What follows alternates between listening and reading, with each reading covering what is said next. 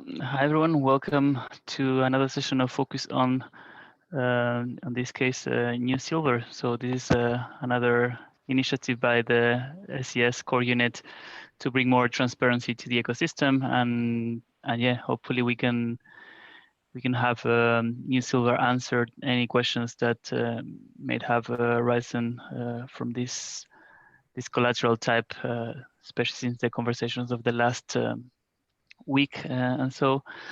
So yeah, I'm joined by Kirill and his team, also people from Centrifuge, and Sebastian, which is the core unit facilitator of real world finance.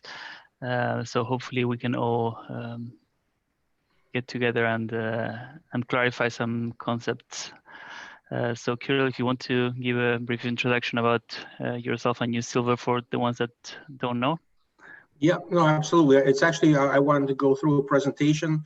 Do I already have the sharing controls? You should, yes. Okay, so I'm gonna go ahead with the presentation. So, and then I think it'll probably answer most of the questions.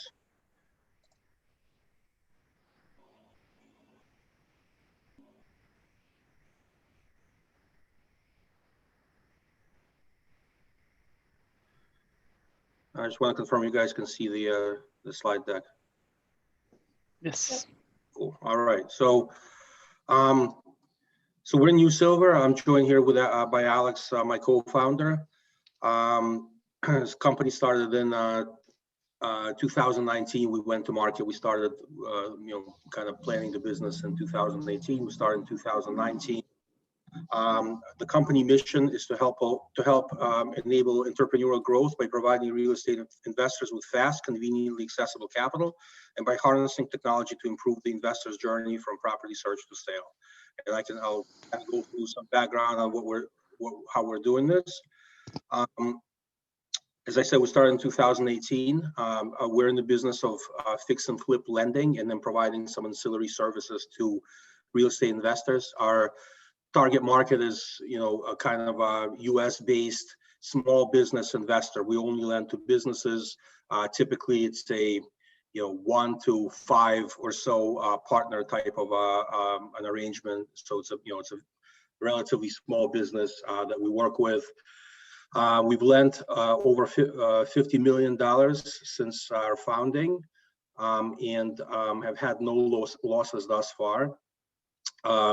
We've developed a bunch of proprietary technology for faster loan approval, underwriting, pricing loans, and then some other value-added tools. We partner with a bunch of different data providers, and are kind of thinking about adding more data as we kind of grow. Our team is, I'm on the tech side. We also have Alexei, who is not here today, but he's our CTO. Alex comes from commercial. He oversees the loan origination process, and we have a head of underwriting as well. Proprietary technology. So we've developed some API-driven, data-driven software that basically, when someone applies online, they can get approved in under 10 minutes or conditionally approved in under 10 minutes. We pull a bunch of different data sets to do that from third parties and from ourselves. This can essentially help us scale very quickly. This is not something that many other loan originators in this space have. So I think that this is a huge differentiator for our borrowers is essentially the speed to loan. For us, it helps us underwrite more efficiently. So when we look at a loan after someone applies, we already have kind of the red flags highlighted. We know, whether or not we like this geography. We know the values. We know a bunch of different stuff about this property and the census area of the zip code and so forth. And we make a decision based on about 20 different factors. I mean, the most important ones are probably more common in the industry. There are things like experience, credit, I'll talk about a little bit later, but then we look at a bunch of different data in the zip code and the activity, the pricing, try to make sure that this is a property that will fit well within the criteria. We've also developed a tool called Flip Scout, which is something we will probably continue to build upon. Right now, it's kind of in its fairly early versions, but it's getting a fair amount of usage. It's essentially a complementary tool that anyone can register and use, and it helps people find on-market properties. So it's basically a search engine for people who do fix and flips or long-term investments, and it helps them locate properties based on a number of different factors: what the current value is, what the after rehab value should be based on our automated calculations, what the description is, neighborhood, things like that, and then it basically displays them and helps. The idea here right now is it's again, like I said, a free tool that helps us differentiate, helps us market. But in essence, we're trying to build what we'd call an operating system for the real estate investor. So someone that can come to us and we help them do a lot of different things, from finding the property onto selling the property. And obviously lending is right in there, but we want to be able to help our potential clients do more than just lend them money. Just a high-level overview of our loan products. So fix and flip, this is what we do the majority of, and this is what Tinlake and MakerDAO are mostly involved in. And it's essentially a short-term loan up to 24 months of duration. Our current rates start from 6.99 for the very top tier, highly qualified borrowers. And the idea is that somebody borrows, typically for 12 months. Like I said, we go up to 24, but typical maturities in 12 months. And, they will buy a property that is in need of some kind of rehab. They will add value using this, doing this rehab, and then resell it within 12 months. Refinance is very similar, for same type of property, but these people who have bought using their own cash or partially cash, or they may have had a different use case for it originally and now want to switch to a fix and flip. So if they already have a loan and they have a good use case, we can help them refinance and essentially get the same thing as the fix and flip parameters. Ground up construction, also very similar. The only difference is that either they buy land or they buy a dilapidated structure, and then they want to get rid of the structure and build a new structure on there. Rent is a 30-year stabilized product that we use partners to originate. So, we're basically a middleman in these transactions, but it's a similar product to what banks do, except that it looks at the debt to income ratio a little bit differently than banks. And so it is quite actually a popular product out there with the real estate investor, but it's for somebody that wants to purchase a property and then rent it out, essentially. So specifically on the Tinlake, we opened the pool about, I believe, December. We did the first transaction. We have 37 live assets and one repaid asset, approximately a 7 million plus total pool value. Average loan to value across the book is about 72%. Average FICO, the credit score is 716, which is I think fairly, it's not at the highest tier, but it's sort of at the next to the highest tier. So it's I think our FICO score average is pretty good for the the types of loan in the industry. Loan to cost. So this is a metric that we use to kind of evaluate the whole loan. The average, we go up to 90% loan to cost, and our average is like 83%. After rehab value is another metric that we use to to look at the loan. We go up to 75. Sometimes I think there's a couple exceptions, but typically the after rehab value is 75%, and our average across the book is around 70% right now. So that's very reasonable. Average financing fee as of last time I checked on Tinlake was 6.9%.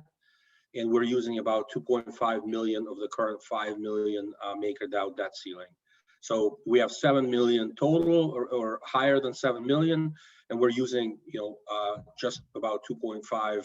So I would say roughly a third of the financing comes from MakerDAO at the current time.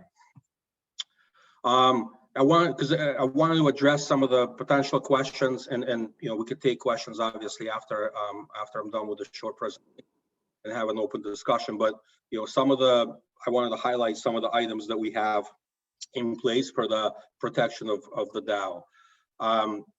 So first and foremost, we go up to 90% loan to cost on the loans that we originate to our borrowers. So that means that the very, very best borrowers have to bring at least 10% equity when they're buying these properties, and the average is above 15. So the typical amount of money people have to bring is more than 15%. So that is obviously for everyone's protection. We do not do 100% financing.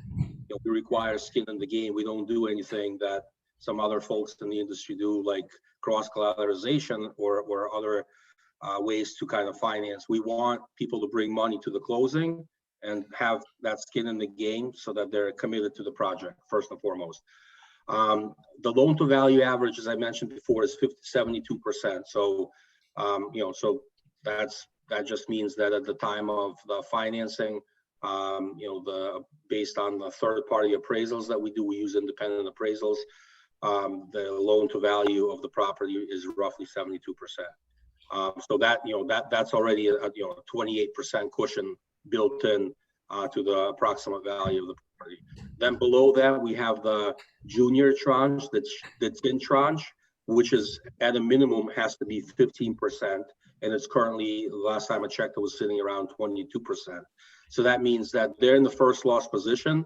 So after the, let's say there's some kind of an event or the values drop, obviously, first of all, the borrower themselves, their equity is at the very top, right? Then we still have the loan to value, protection that from 72% roughly, that it can potentially decrease in value. Then after that, the first investor loss is the junior tranche, which we're currently at 22%, but the minimum is 15%. And our personal tin investment is around 100 grand, 100,000 DAI. Also, we're keeping 105% drop over collateralization. And MakerDAO owns, I believe, less than 70. At the maximum, we could own 75% of outstanding drop. So that's kind of all the different things that are there for protection of capital. That's Maker's drop capital that's sits above that. So all these things in case of losses will protect the Maker capital. A couple other things that we're doing, the independent director is somebody we're adding to our board, and I'll talk on the next slide a little bit more about that. We have a licensed third-party servicer called FCI, and the website's right there called myfci.com. All of the loans that are on Tinlake are serviced by FCI. So that means that they collect payments. They will, if somebody doesn't pay, they will reach out and try to collect those payments. If there is a default, they can manage the default process. They have attorneys. I mean, they're full service, end-to-end licensed servicer for anything real estate. And so they're another level of protection in case I guess something may happen to New Silver. Also, the current covenants that are in place, the maximum of 15% of loan to volume can be above 85%. I'm sorry, maximum of 15% of the total loan volume can be 85%. Can be at higher than 85% loan to value, and we're below that right now.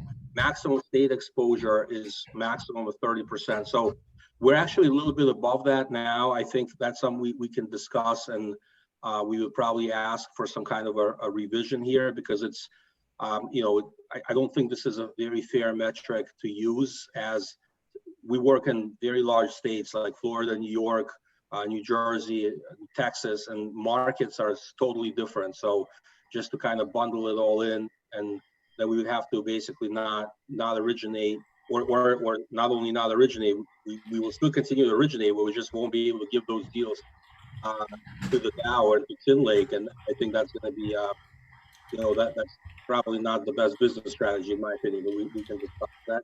Right now, the maximum single loan is below 500,000, which is roughly 10% of the. I know there's some background noise.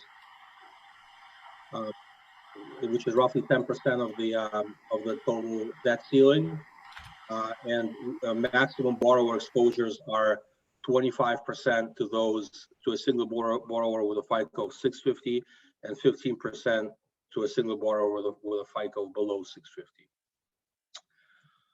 Independent director protection. So we're hiring a company called Citadel SPV, and we're signing a new operating agreement that's going to include them. And this independent director will essentially authorize what's called material action, and those are at a high level, bankruptcy reorganizations, reassignment of collateral, changes in material terms on the executive summary for investors.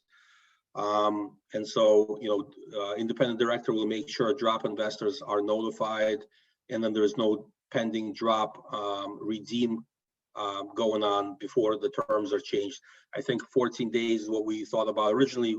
We were talking about extending that a little bit to maybe 21 days to provide a little more time. But we plan on.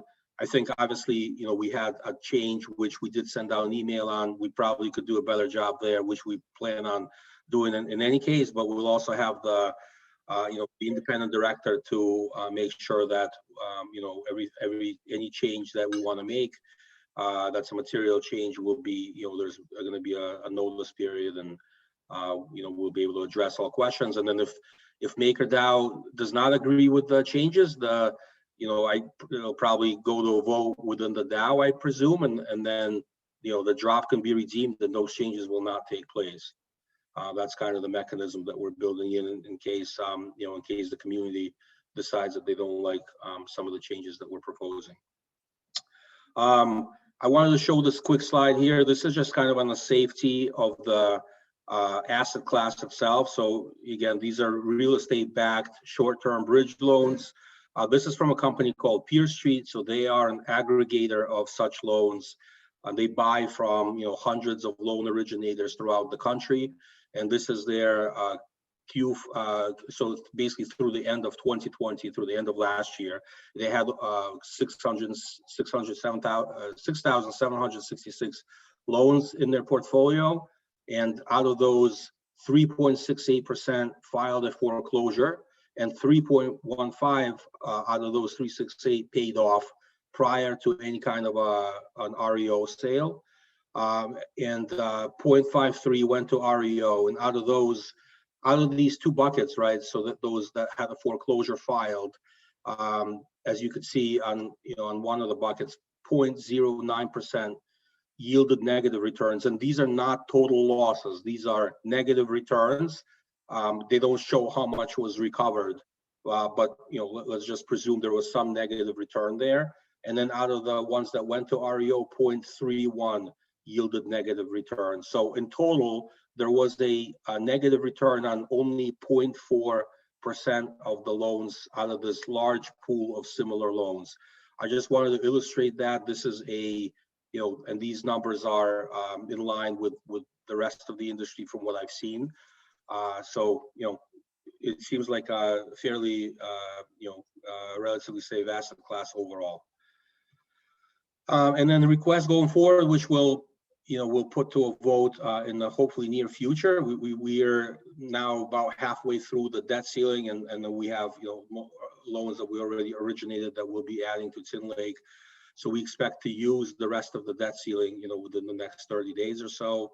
And then we'd like to ask for an increase of debt ceiling to about 20 million. That should go potentially approximately until the end of the year. We're originating 3 to 5 million per month. And let's say if we have at the low end, there's 6 months left or so, till the year end. So I believe that we'll use up the 20 million prior to the end of the year. Some loans will pay off, of course. So, but we expect to use that till the end of the year.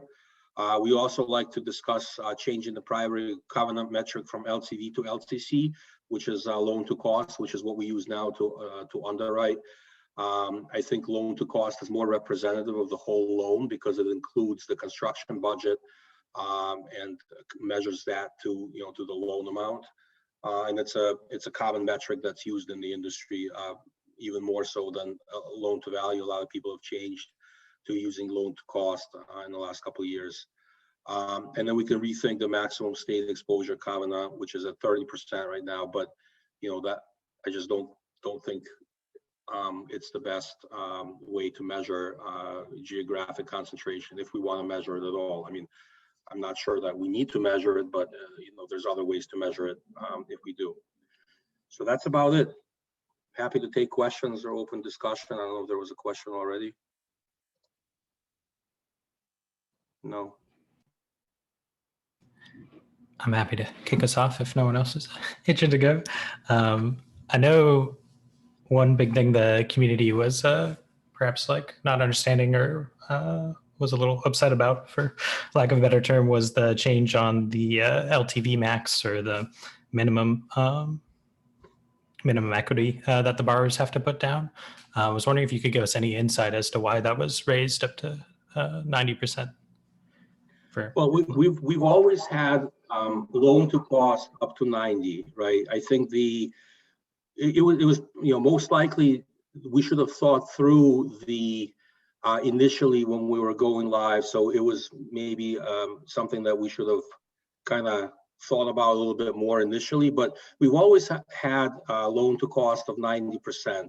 What we restated, I think, in the executive agreement, what you're referring to, is that we added, there was no mention of loan to cost there. And so we added the loan to cost, and then we said that the average LTV is going to be average LTV is 85%. Our covenant is right now with Maker is no more than 50% of the loan amount outstanding above 85%. That none of our covenants were ever broken. I think we just restated what we already had, and we should have probably had done it, like I said, a better job up front. From started to use LTC immediately and not used LTV, but really nothing nothing really changed on our end. I think we just restated what we should have stated initially.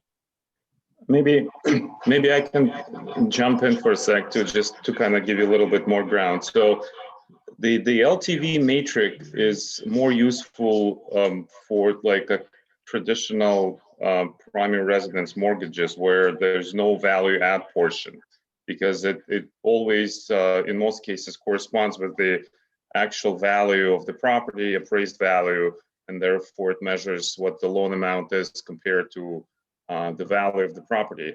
In what we do, there's in most cases value add components. So there are really three matrices that we look at.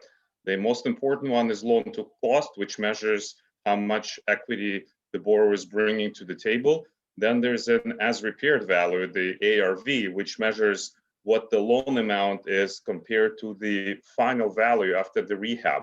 And that is 75%. So we never go above 75%. Really, there's a couple exceptions, I think, in special cases, but 75% ARV is the matrix that measures what the total loan amount is for both purchase and rehab compared to the final value after the rehab is completed. And then the LTV is the initial loan amount compared to initial as is appraised value. So that's the least important, in my opinion, for this specific loan types. But certainly you can't really look at just the LTV without considering the final ARV ratio and the LTC, which measures the borrower's equity. So the LTV is usually only higher than 85% in cases where the rehab portion is really, really small. So it's really a cosmetic rehab.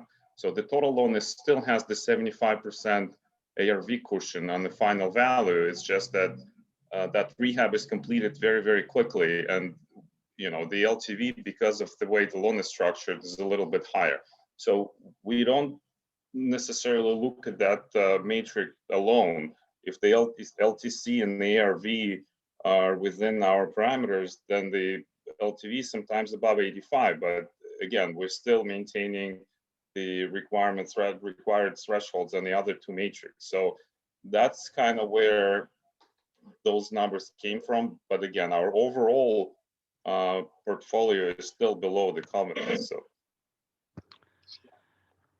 Alex and Kirill, there's something I wanted to comment on, but first of all, let me say that I'm far from being an expert in real world finance or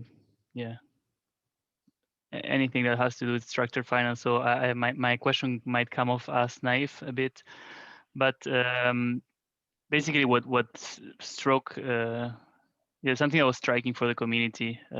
It was more the kind of like the unilateral change. So if there is a parameter, and I might be wrong, right? But if there is a parameter that has been set to something and one of the parties changes unilaterally, that doesn't reflect very well on the agreement that was originally set. So that would be point number one. And the second one, I don't know if the fact that Maker could potentially liquidate the drop is the best way to go around it. It's like saying, yeah, we will change it to wherever we want, and then if your guys are not happy with us, you just need to liquidate it. Maybe, and this is speculation, but maybe Maker is more interested in having something where the contract is more respected from the get-go, right? Well, let me maybe just to say again that explain, none of the covenants and none of the conditions changed. I mean, we were never breach of it in any covenant, right? Our loans are less than 15% of 85 that are 85 over LTV.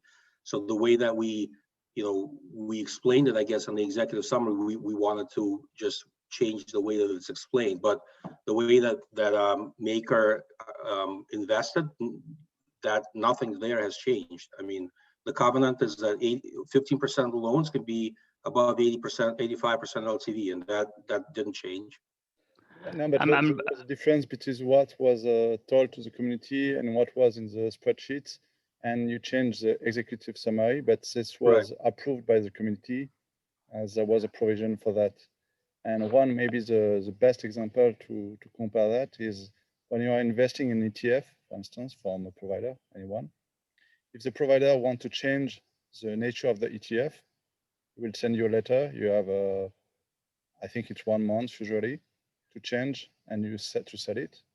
Otherwise, you accept the new contract. Well, the ETF can buy and sell securities at any time without anyone's permission. So that's not how ETFs work. It's not a very good example, I think. But and if you invest in any fund, and most of the funds, they could do almost whatever they want, right? Like as long as the covenants aren't breached. We never breached any of the covenants. I think we restated and we sent out an email within the 2-week notice.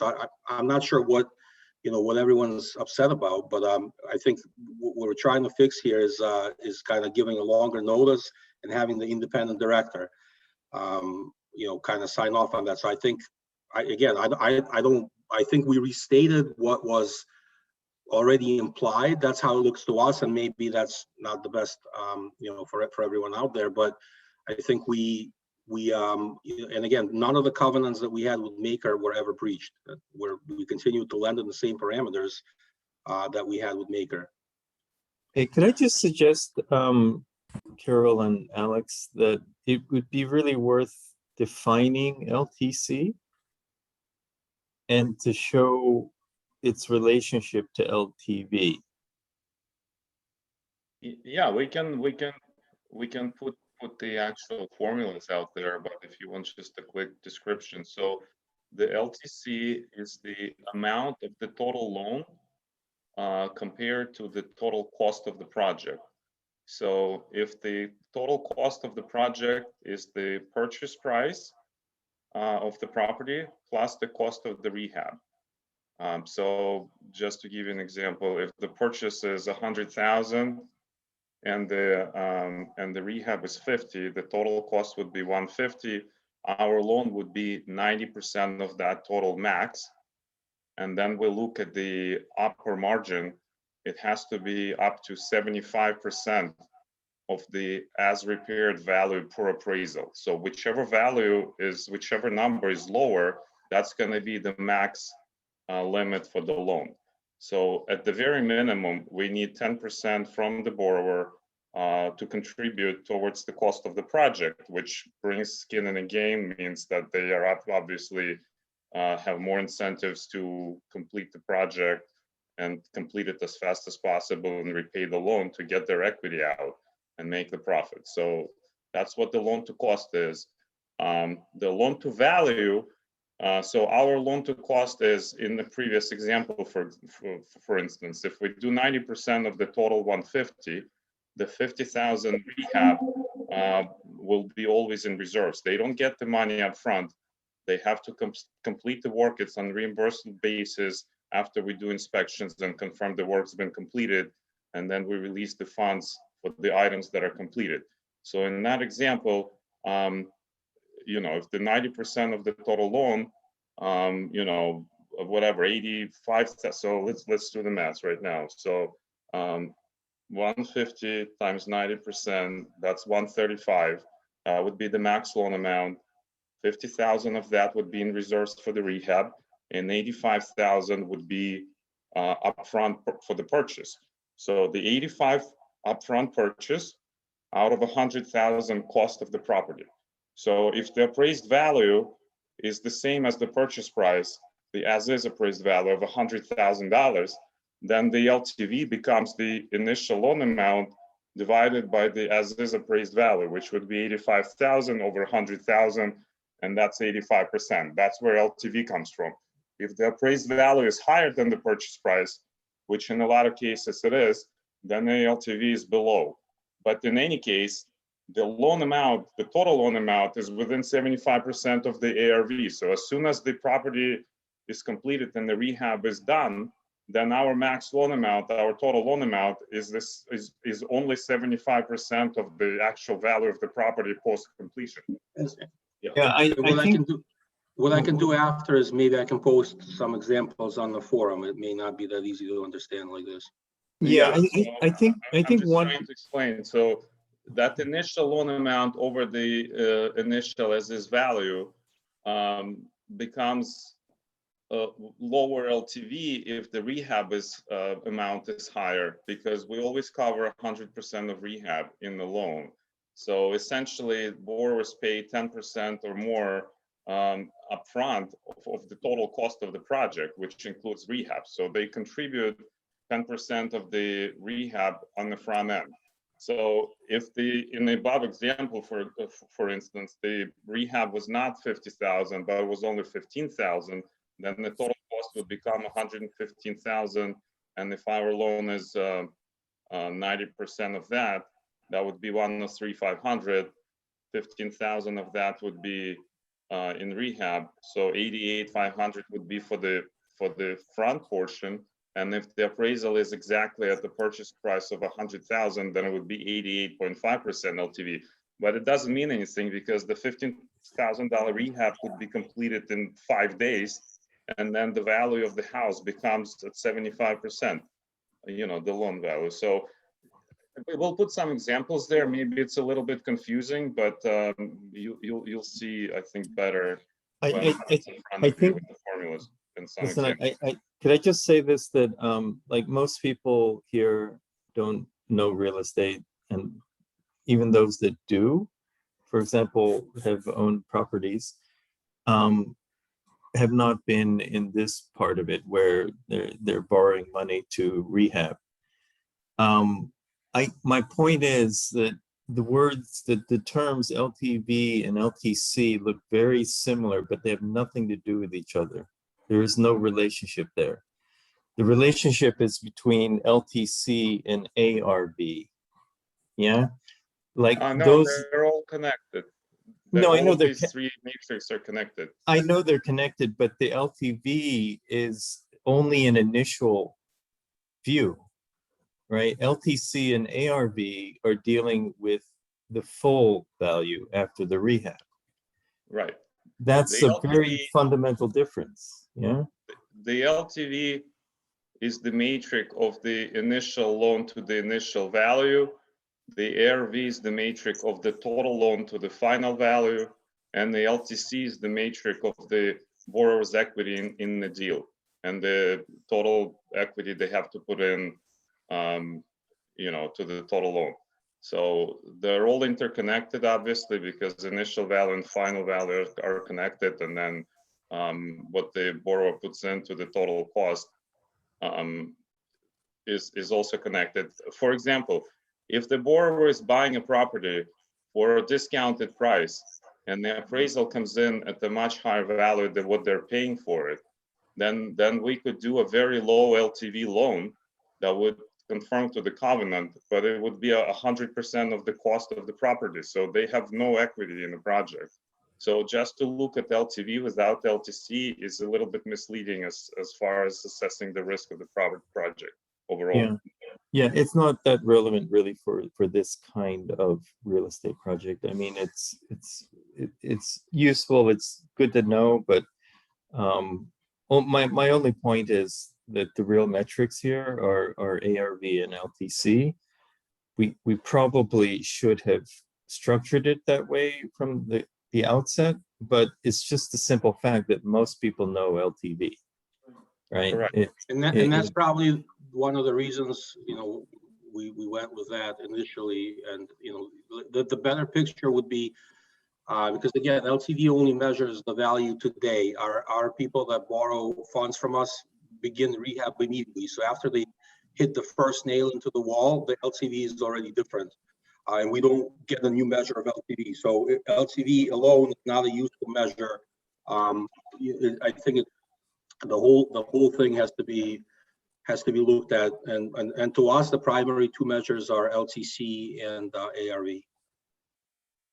Okay. So in regards to like kind of the covenant structure and the ability to update the executive summary, are there like future changes that you anticipate might happen? Not for now. And if there are, then we will follow the new process, which will be, I mean, we're still ironing out the final details, but I believe it will be like a 21-day notice period. We can post the changes in the forum with the new, the change, I guess just the changes or the new proposed executive summary, and then we'll send out an email communication. The independent director will have to sign off on the fact that has happened. And then, then we'll wait. We'll wait for something to, for questions to be raised, or if not, then we'll proceed. Something that, and yeah, Alex too, something that I wanted to mention is that eventually the MKR holders don't care much about these terms. What we want to understand is how these deals are comparable to each other. I don't believe that MakerDAO wants to become an expert in real estate and flipping things, right? So ideally what we need is an abstraction of these terms. So if we have an expert to explain how these terms interact with each other, and then setting potentially thresholds and saying like, okay, these three parameters are very important, so they could not go over this number. These others are just measurements, and we don't care if they move or not. Because right now, what I'm hearing is this was moved unilaterally, and some people are saying, well, it's not a big deal, and the other people are saying it's a huge deal. So potentially, if we can have that upfront, it will be great to avoid this kind of trouble, right? It's like, okay, these are the three parameters that we agreed on. As you guys can see, this is, I don't know, Wouter is touching on audit on the sidebar, so potentially we need to speak about audits too, right? But if these are the parameters that are important and they have not been changed, everyone should be happy because things are running smoothly as they should be. And otherwise, this potentially should include a liquidation, which is not, I imagine that it's not something fun to do because you need to do it. It's probably like a huge mess and trying to recover stuff, not good for you, for us, for the message we're sending to the broader community. That's a bit the thing. Yeah. No, the liquidation is. Yeah, can I weigh in on? Yeah.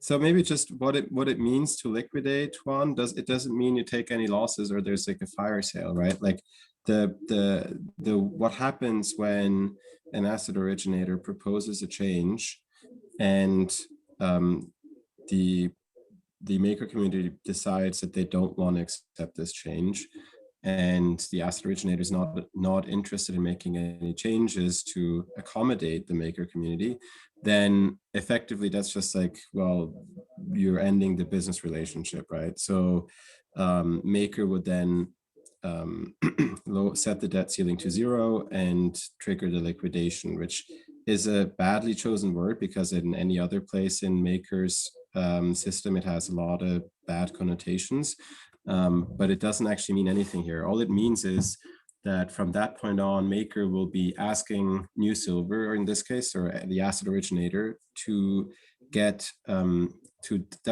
direct any loan repayments or any new investments that come in from other investors to maker as they're withdrawing drop tokens. This also this means that no new loans can be originated until maker has been fully repaid. The Tinlake smart contracts make sure that no new loan originations can happen when an existing investor wants to exit the pool. So in that case, what we're adding with the independent director is that the independent director ensures that this executive summary change, or sort of these changes, are not put into place until all these investors have been repaid, and there's also protection for that on the smart contract side. So really, the way to look at this is just, we're basically parting ways, and of course the asset originator is interested in doing this as quickly as possible, as they would not be able to originate new loans in the pool until until the assets have the maker drop has been repaid. Does that make sense? Does it? So the short answer is that makes sense, not really, and because I don't feel that my understanding is large enough. Like, could this like is it possible for an asset originator to exploit this thing or not? Maybe not. Maybe new assets doesn't sound so not really, right? Because you can't add, the asset originators can't borrow new money when maker wants to leave the pool. So you can't I mean, all of the loans that the asset originators issue, right, they generally don't change. So like, this is, we're talking here about originating new loans according to some new criteria, and that is what would not be possible. So until maker would be fully out of the pool, there would be no opportunity for new loans to get added to the pool that could potentially breach any covenants that were agreed upon before, right? But that's only in the case that maker has already decided to liquidate. Like, I guess part of the tension is probably. So that's why there's a notice period. So that's why the notice period is there, so that maker can have this discussion internally in the community, but also with the asset originator, and make the decision of whether there's three outcomes, right? Asset originator says, here's what we want to change. Then maker can decide, fine with us, we're not going to do anything. Let the notice period expire and accept it. Maker can say, we don't want you to do that. If you do that, then we would decide to liquidate. And the asset originator can say, okay, that's fine. We will maybe find a compromise and put forward a new proposed change. In that case, that's obviously the ideal scenario. Or in case maker and the asset originator can't come to an agreement, right, then really the way forward would be that the asset originator accepts that they will be offboarding maker and having to go use other sources of liquidity to originate their loans. And in that case, maker would, before the notice period is lapsed, submit the drop token redemption, which means it would trigger the liquidation in the maker system and ask for the investment back, which would then start the process that I described. No new loans being originated, and any repayments from loans or new investors that want to join the pool would then be redirected to the pending redemptions. And maybe I want to add that the idea with this kind of product is to have to give flexibility to the asset originator to make sound decisions. It's not a machine, and we want to them make the decision And that's why they have to put equity in the pool and they take the first loss, which is a difference by just setting up all the parameters. And then if the asset originator have no equity in the pool, you will just try to optimize the parameters. And then you end up with subprimes because they are AAA, stuff like that. So there is always a balancing act between flexibility and just relying on the numbers. And we have all the information at the end of the month. Usually there is not much difference month over month because at some point the pool will be large and the difference month over month will be quite low. So in the community you can decide at any point to just say, okay, we don't like it, bye. And we want your money back. It's just a one-channel request. So I let me start by saying I agree that perhaps liquidation is a less apt term than redemption for these, since it's not a fire sale and people bidding.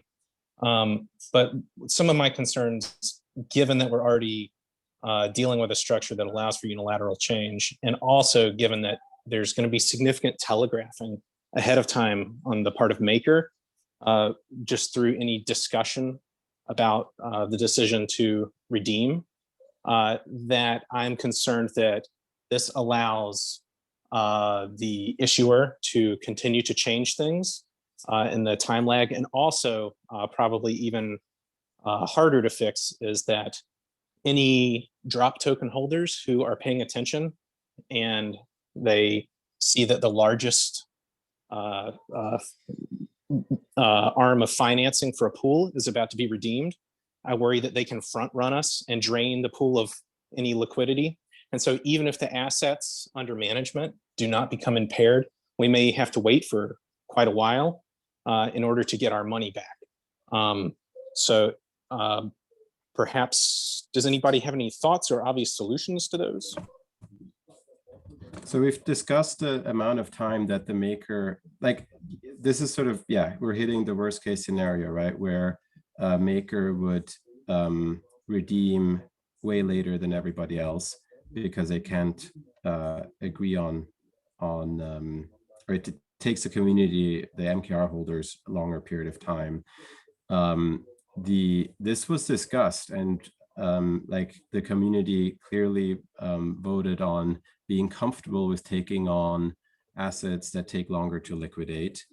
This was voted on at signal requests, and sort of that's why we said, I mean, in New Silver's case, if the average loan term is 18 months, a mature loan portfolio will be 50% liquidate, like 50% repaid after 9 months, right? 100% after 18 months. It means for the senior token holders, they only care about the first 85% of the time. So the first, like the roughly 15 months. And that is really under the assumption that every other drop investor would exit before. If Maker is joining, if Maker is joining the redemption in just the pool in general, then that would be it would obviously be a lot faster. So this is just the sort of the worst case maturity, sort of waiting for maturity, which I believe we haven't changed. We've discussed in the past that MKR holders were clearly comfortable with taking on credit like this risk of having to wait that long. So I think a lot of my concern is less about the underlying credit and more about the mechanisms by which we can withdraw our capital. And to be fair, I was not here back when these discussions originally occurred. But it strikes me as like if I were a drop token holder and I saw that Maker, which currently holds about a third of this pool, right? And more than 10% of all financing currently on Centrifuge. If I saw that they were about to get rid of their entire stake because the way it's set up, it has to be all or nothing. Why would they not want to get in front of us in line to get their money out unless they just aren't paying attention? And I just don't want a mechanism where our ability to begin recovering any of our principal is reliant upon our effectively our co-investors at the same seniority to just not be paying attention. No, so this is not how it works, because the way redemptions work is that so the contracts pay out on a daily basis, right? So in the scenario that Maker were to liquidate their position, but 5 days before someone else wants to realizes that this is about to happen, and they put in their redemption first, they would only benefit of having their redemptions be repaid in those first 5 days. The day that Maker puts in their redemption as well, actually Maker gets pro rata the same treatment as any other investor. That means that, like, if you have 100 drop tokens in liquidation today, and the pool is able to repay 50 drop tokens over those 5 days, and then Maker comes in and puts in 900 drop tokens in a redemption, then from that point on, Maker will see 90% of the cash flows, the loan repayments go to them, and 90 of 95, right? Would see the majority of the loan repayments go to them. It's not a first come, first serve. It's best effort pro rata, the same way that mutual funds typically work, right? Where you sort of collect interest on repayment, on redemptions. You do this on a regular interval. Most pools today use 24 hours. So that means that sort of once everyone is in there that wants to redeem, everyone gets paid back their pro rata share of what their redemption is. So you see how in your own example, though, all the reserves are drained before we even begin the redemption process, which then leaves us waiting for the portfolio to mature. There is no reserve with a Maker pool. It's technically impossible for Maker to have any debt outstanding in a pool that has a reserve. This would be completely against the idea of only paying the Maker credit line when you need it, right? So at any point in time when Maker is invested in a pool, there is no reserve. Because why would the pool pay Maker a stability fee when it has DAI in its own reserve? That would be a waste of money. So I agree from the issuer's standpoint that that's a negative. It's making a cash secured loan that's some cash that's sitting idle. I can see that, but my concern is for Maker, we have to have ways to ensure that we can avoid losses and avoid loss on the time value of any and uncertainty of anything that's still locked in, waiting for redemption. And so I guess I'm asking, like, how we can work around this, because otherwise we're going to have to come up with a bunch of rigid automatic rules to liquidate so that we can avoid public debates that front run these things. And I don't know if, I don't know that we will necessarily get the rules right the first time around. And so I'm just kind of looking for trying to grapple with a way to avoid this, exactly the situation you described in your own example. So, but this is, so in your example, right? So like Maker has a 10-day discussion on a pool with an average loan maturity of 9 months.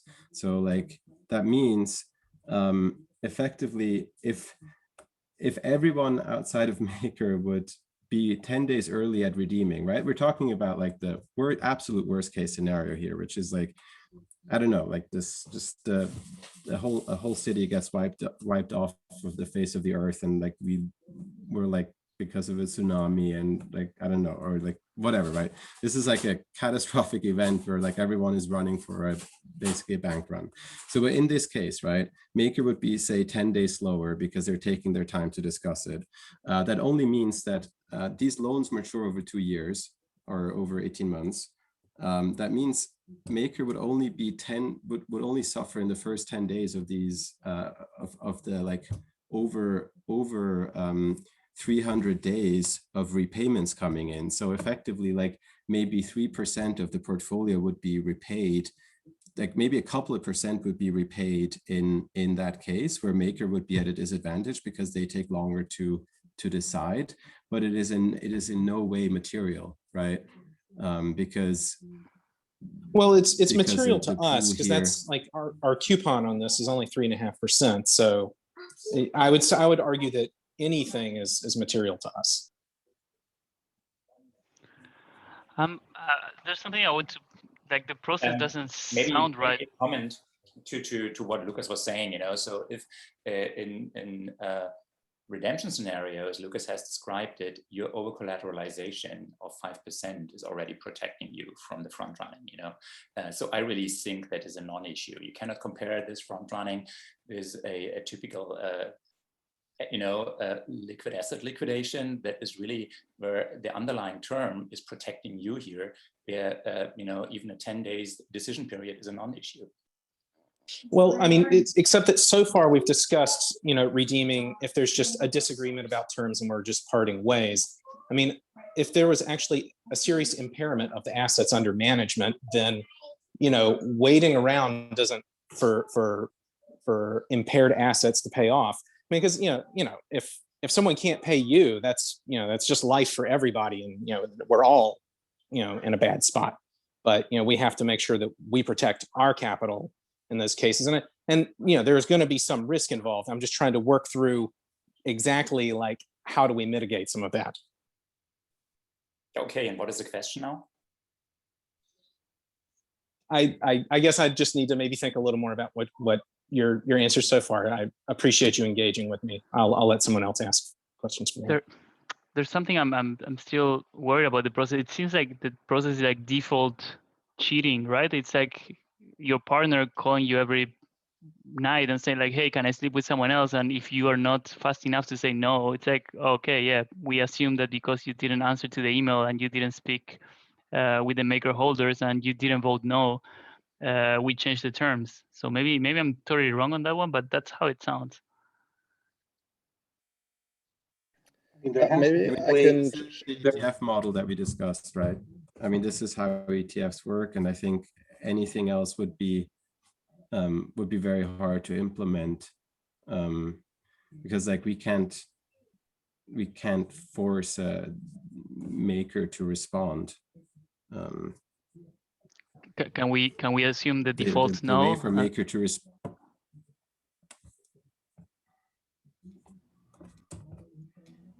Yeah, I think kind of what Juan's talking about is the problem is like if the only negotiation option is like the nuclear option that no one wants to do, it's not really much of a choice.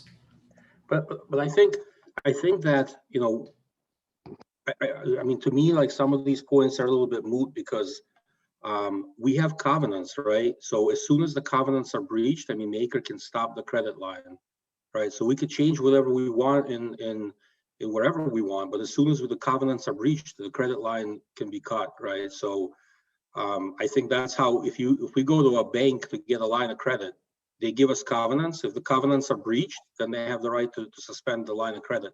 We can, say that, okay, we're going to change our origination parameters or whatever. And banks don't care about that as long as their covenants aren't breached. So I think the right covenants have to be in place. And if they're breached, then the credit line can be cut, basically. Why wouldn't you start with the original number you had in mind when you put up the offer instead of negotiating it later? Is it like But the covenants were never breached. The covenant is no, I'm not talking about the covenants. I'm talking about any other parameter, right? Like you're saying, hey, we moved it from 80 to 90, but we're not breaching anything. Why didn't you start saying, hey, maker, we're going to use 90 instead of 80? Is it to seem more competitive to start with? And the drop APR has changed because the market condition changed, even if you are not impacted for this time. What's that? The drop APR changed as well. We are not impacted, but I mean, if in the following years the average rate for such kind of product is 3%, most likely you will decrease the drop APR, and we will have to decrease the stability fee on our end. And so that's why you need to be able to change and adapt to the market conditions.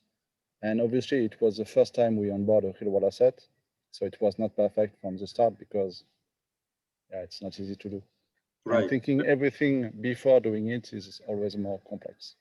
Yeah, I mean, it's a learning process for us. I mean, we certainly didn't do it perfectly the first time around. I think, and again, even if, we did not breach any of the covenants, and I think we're trying to improve, with this notice process and other things to make sure that, that everybody is comfortable and everything is, everything is secure going forward.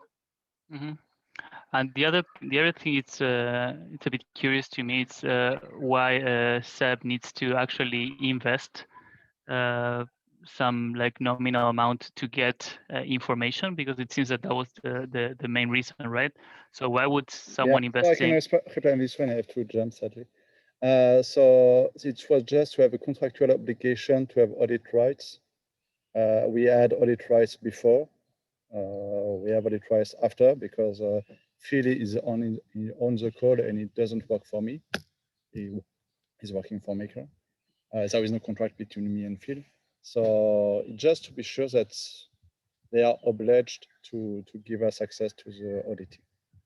And if they don't, anyway, I mean, the first thing you do if someone doesn't want to show you the numbers, you say, I'm no longer trusting you, and we him. So if you want, I mean, I have to do the investment for the next ones because I told MK Autoconder I will. But if someone thinks it's stupid and that I don't have to, I don't really care on my hand, really. Because it's more, I find it weird that we need someone to invest their own money instead of Maker being like such a big debt holder to get this information upfront, right? Because Maker is not a legal entity. And you can sign the contract. That's the issue from the beginning. So the idea behind that is really give the community the ability to have more right than the other investors, the ability to audit, check the loan tape, check the details, what NewSilver is doing there. And the only invest counterparty we could find was, of course, the real world financing core unit to sign the agreement and speak here for the community. And that is what ZEP is doing. I think, he gets all these numbers, check this, done the audit, and then is publishing his monthly report.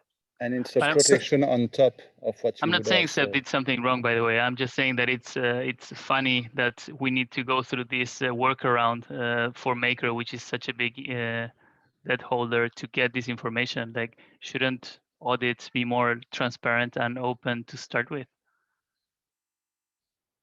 Maybe I'm wrong, huh? Would love to have it all decentralized. Yeah. And I think that's the idea, because most of the data could be on chain in the future, but it will be on the centrifuge chain, not on Ethereum. And then everyone will be able to check and decide by itself. And then I will just no longer have to update the dashboard manually, because. So I just want to add that we're working with the centrifuge team to basically make that and other information available on chain. And hopefully soon the report, and we're not opposed to doing like a monthly audit with whoever you guys want to designate to do that. But in addition to that, I think it would be better for everyone to have all that information available, near real time. We just added to our own software, we added a new module for servicing. So that will enable us to basically provide some kind of reporting, and hopefully it'll look, similar to what the monthly report looks like, and be much faster, and people don't have to necessarily wait for the end of the month, to see all the numbers. Yeah. Again, my concern is with the Maker scaling, right? So I want this to make something very easy and repeatable for all asset originators, and make sure that we have a checklist of things that we need to cover before we can increment the debt ceiling and avoid critical failure. I think that's what we're trying to assess here. Yeah. Can I add? So I've got clients that do the fix and flip. Maybe they should contact NewSilver to get some financing. But so Juan and others who aren't as keen on the real estate terms, some of these aren't that complicated. And the issue with loan to cost, very straightforward, is loan to cost, if you are basing the loan on that solely, is the person who's buying. So these people are buying distressed homes. with the idea that then they can fix it and turn it around and then sell it at market. And we're in a housing bubble. And the problem is that loan to cost then simply values it not based on what the market would pay for that distressed house, but simply what that person paid for it. And that standing alone would allow the borrower to borrow based on potentially his or her own speculation as to, that he paid way more than the market for it, than with the idea that the bubble will continue and he'll get the repairs done and be able to sell in the bubble. How you offset that, Kirill, is you factor in the as repaired value. That's another piece, but we also look at the as is value. We don't go above 90% of the as is value or the cost, whichever is lower. So we had loan to value and then it changed to loan to cost. Wait, right? we look at all three. We never look at just one. We look at the as is value, we look at the as repaired value, and we look at the total loan to cost. So none of these, the as repaired value is never above 75, and the as is value and the total loan is never more than 90%. I understand. Cost. I understand you say you look at the as repaired value and you look at it to be under 75%. Is the as repaired value, my understanding is that's not a covenant with Maker or Centrifuge, or am I wrong? No, it is on the dashboard. I don't think it's a covenant right now, but we don't, I mean, that's our covenant with the borrowers. We don't lend above 75%. But you could change that without Maker having any say in that, correct? You go through the normal process that we just described. There's a 2-week period right now, and we're describing a new process that we'll engage in. I think more the ask, I think, Dave, here is that we change the covenants. I think that is something. Yeah, exactly. So we are financing group to add. Right. We are asking to update the covenants to better reflect the realities of what we learned in the past few months. To make as repaired value a covenant with us and Centrifuge, or no? Yeah, we can add that as a covenant. Again, I think it's on the dashboard, but I don't know. I don't recall if it's a covenant or not. And then who determines the as repaired value? The independent appraiser. Okay. Both as is and as repaired value. We get both of those values. We do appraisals always for as is value, and in case of any value add with the rehab, then there's an as repaired value as well. They're both values on the appraisals that we do. So we look at the purchase price, we look at the rehab budget total, which will determine the total cost to the borrower, and then we look to at the as is value and as repaired values. Those 4 things determine the structure and the leverages that we use. And the as repaired value, now unfortunately, you're getting that from the appraiser as to what the as repaired value would be today and not 6 months in the future or however. How do you factor in, for instance, if I have a client who, it's a bubble here in where I am as well, but you can still do fix and flip safely if you can factor in how long the expected repair is going to take. If the repairs are only going to take 10 weeks, then the risk is not much there. But if you're getting an as repaired value now and the repairs are going to take 9 months, that's but this risk, how do you do that? We don't do 100%. We don't do 100% loan. Again, if we have a 25% cushion on the back end, a typical loan duration is 6 months, definitely under a year.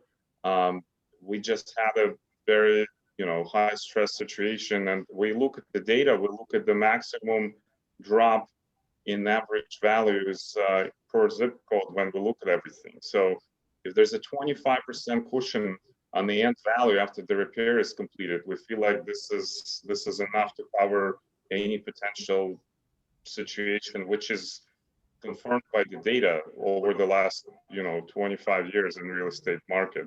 And we don't land on high risk properties like high rises in Miami, for example, that drop significant values in the during the market downturn.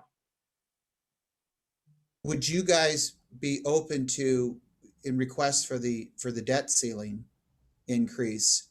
The issue that's been brought up is, that apparently the terms now allow you to change terms, change covenants, give a 2-week notice, and if nobody says anything, it goes into play, to make it the opposite, that you would need to seek approval and get approval to change terms, change covenants, so that it wouldn't be a default. Otherwise, if you did, it would be.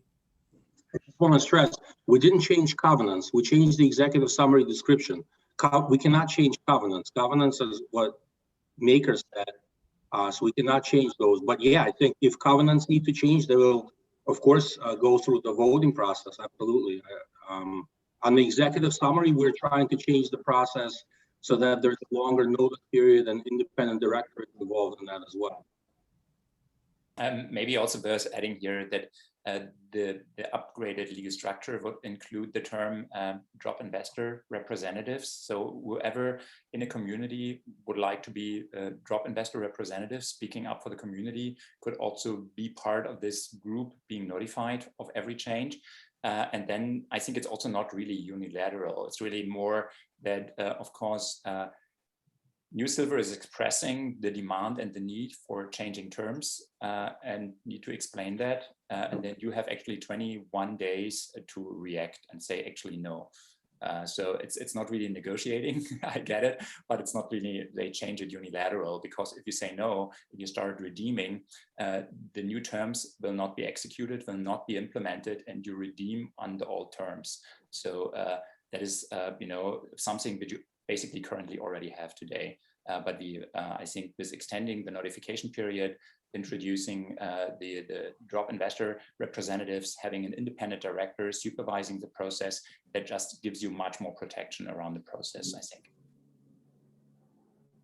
But I think for the type of organization that we are, the structure has to be something where somebody has to, in order to get a change of terms, press that, as opposed to being able to send an email and because of the sheer fact we can't react in a day. Or no, you have 21 days, and then if there is a group of 10 people in a community, I guess one of those 10 would be able to react and actually, pull up a vote. And then so I think we had 21 days before we even found out this time. Right. The point being is, I don't think it's unreasonable at all to say the terms can be changed upon approval of the community, and you express how that approval is done, as opposed to we get to change terms if you guys don't say anything within a certain period of time. Yeah, that's a default cheating. I was talking about. I'm not sure what we're talking about. The terms are not changed. I mean, again, I think there's some confusion between the Maker covenant and what we originate or what we describe. I mean, I think the covenants need to be updated to what we propose, which is, could be ARV, LTV, and LTC, could be all three of them. That's fine with us.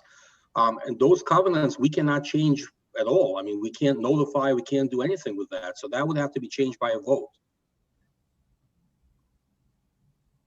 I think so. What Paper Imperium and Dave, you're asking for is just like whether this is an implicit action or an explicit action by MakerDAO. And it is really hard to define what an explicit action by MakerDAO would be, right? And how we could put something forward like that, because there's also no one in the Maker community to ask. I mean, yes, we can ask a certain appointed person, and they can answer by certified mail, and then that's the process. But like, really what should happen is that the community, and I'm speaking as an MKR holder, as well as like on behalf of Centrifuge here, the reasonable way forward would be for the community, of course, to discuss it, right? But if we just have a list of 5 people that need to say yes or no, then we end up in the same situation again, where we're just going to ask, oh, but how do these 5 people actually ask the community? And the way this must happen, and this is, I think, where a lot of this discussion is coming from today, is that make the real world asset core, or real world finance core unit needs to probably include any such changes in the weekly executives. And if they are not part of it, or if those are not approved, then like the response would be to say to trigger the redemption of drop tokens. But if we try to come up with a way that like this is explicit, we're going away. This is not something that we can easily do on it from a process standpoint. It's also not something that I think is reasonable, like looking at sort of other drop investors, like how would we give, like it's not feasible to give 200 people the option to like respond by email, mail, fax, or however they want to like a change of terms, right? The way they can indicate that they disagree is by exiting the investment. Well, and the good news is we can do that too, right? We're not bound by contract to New Silver. New Silver's not bound by contract to us. So, you know, it doesn't necessarily need to be identical terms to what an actual drop holder would have. But just by virtue of the fact we are providing ongoing financing, I think it's not unreasonable for us to just have some guardrails just to avoid what happened the other week, right? I mean, I think none of us want to see that happen again, right? Yeah, I think the issue Lucas is pointing out, that the MakerDAO at all is not able to sign a contract, and you couldn't have a binding agreement where then a token vote is actually being bound to, you know, in contract with New Silver. So that is, it goes through the drop investors or the drop investor representatives that will be persons, and you can appoint them, and they can actually, you know, have that power. But having the token vote, that is the issue here. We have no one really be able to sign that, you know. So there's one thing, and the second one thing is, I think, the practicality. Lucas had pointed out that you know, you give one right to one drop investor, you should give it to the other drop investors as well. So I guess my point is that we're not actually drop investors. We are secured by an IOU for drop that is being held as collateral on our behalf at Tinlake. And so we're ultimately just, both parties, the issuer and maker, are basically on a renewable one-day contract with each other, right? And so because we have that kind of ongoing relationship, I think perhaps it's easier just to tie a lot of some automatic, you know, hurdles to get in and triggers to get out based on ongoing cooperation, such as provision of documentation and audits, and you know, notification of terms, and you know, perhaps our default response can be, we will liquidate, but if it's a reasonable thing, just come to us in advance, communicate it. We'll push it through an executive to say that, you know, when we receive notice next week, we won't liquidate. Yeah, paper imperium, that is exactly what we talk about the entire time. So you just repeat what Kirill, Alex, Lucas, and I what we are saying. That's exactly 100% the current reality you're describing. Well, I guess, except for the fact that our current situation is that we're in a situation where we have borrowers who can change the terms with investors of equivalent seniority, and we don't get informed in a timely manner because of this. And I think bridging that, we have addressed that, right? Paper Imperium, we have addressed it with the independent director that is ensuring that anyone on this list of people that sort of want to have an observer position can do that. Like, we'll get it, sorry, right? So yeah, but what happens? And the independent director will not approve it. So I guess my point is, I don't like single points of failure. This seems like a lot of bus factor, right? You know, where someone can get, one person can have, you know, break their leg, be in the hospital for a week or something, and, you know, life goes on, right? But, you know, the world does not stop turning. So there's no limit on number of people that can receive this email. Martin's mentioned it can be 10 people. It can be also 100 people, if that's the concern, right? Yeah, and the other So thing, the independent director, of course, has an explicit decision making here. And So we'll put it up. We'll put it into the forum too. So I mean, I think the forums are very active, and I don't have a problem with putting anything like that. I mean, we're talking about very, very rare changes. So I think the next time, if and when that does happen, we'll notify. We'll do a better job of notification, and including forum. Just to point it out again, Paper Imperium, the independent director is a single point of failure, of course, but a single point of failure to your advance, to your favor, because if the independent director isn't able to react, there will not even, a change being proposed. I guess where I'm trying to go with this is that from a risk management perspective, I don't think it's appropriate for us to continue in a position where a no reply from us results in changes that may not be important, but maybe they are, and we cannot put ourselves in a position with tens of millions of capital at risk where our non-response could potentially have serious impact upon us. But so this is the same thing with every other collateral type, though, right? That is an on-chain collateral type. When True USD True USD had a change of ownership, there was no notification requirement by them. It was actually, yet the community discussed this and made changes. Like in any True other, USD was not coming to us and asking us for money. What's the difference? True USD came and asked for someone to be able to borrow money against True USD. From a risk perspective, it's the same thing.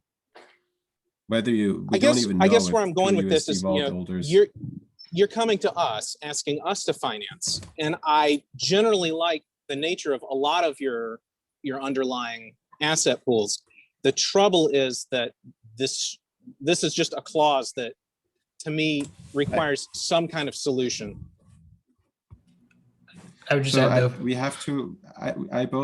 Martin and I both have to run, and we're about 25 minutes over time, and it seems like at this point it's mostly back and forth between you, Paper Imperium, and us.